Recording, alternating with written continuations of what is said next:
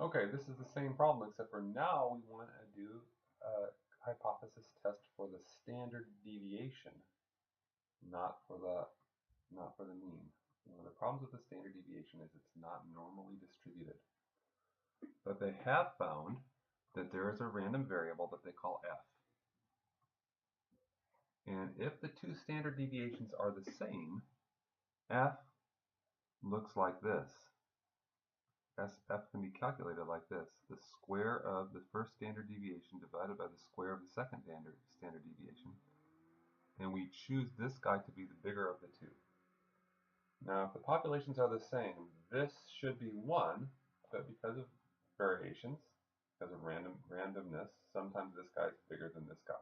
Sometimes one is bigger than the other, and we always choose this one to be the bigger one, so sometimes this guy is bigger than this guy. And so those things, that relationship has a look that kind of looks a little bit like quite a bit like the chi-squared, but they call it the F distribution. This is going to be unusually bigger if the area out here is less than alpha, less than our 5%.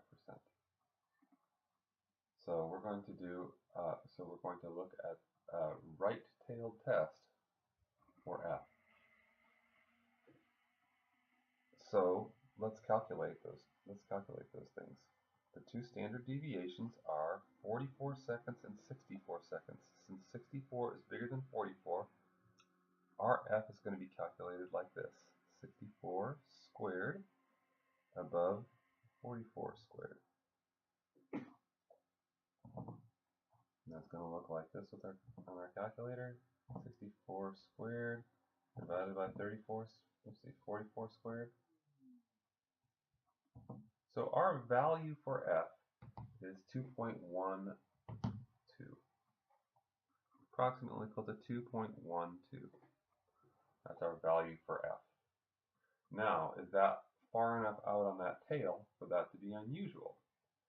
Well, as you might expect, if we have small samples, there's going to be more volatility here. Things are going to be more crazy. Things are more likely to be different. But as the sample sizes get larger, these guys are more likely to approach the true sigmas, and if the true sigmas are the same, this whole thing is more likely to approach 1. So we have to look at something that has degrees of freedom.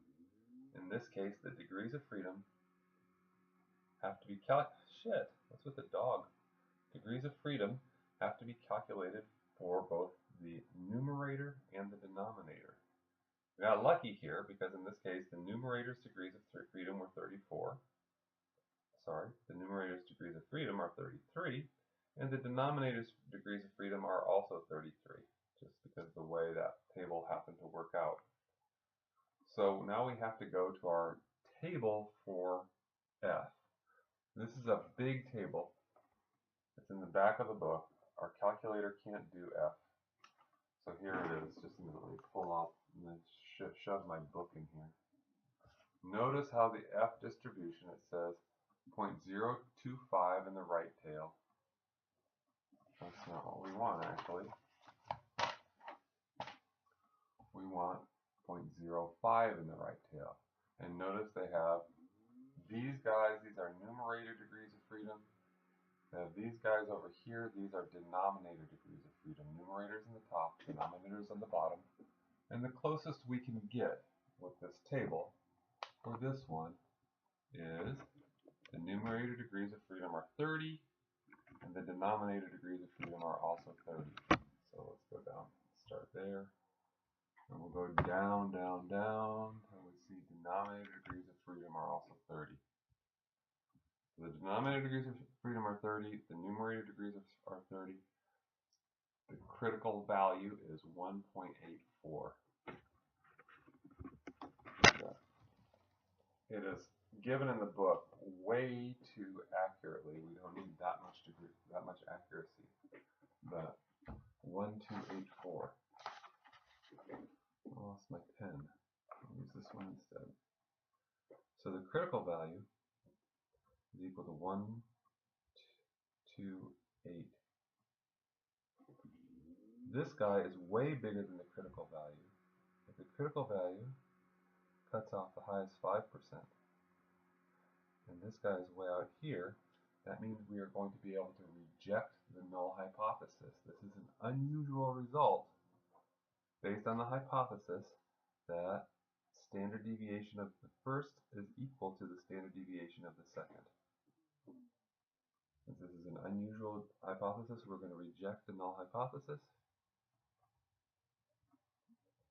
It looks like the standard deviations are different.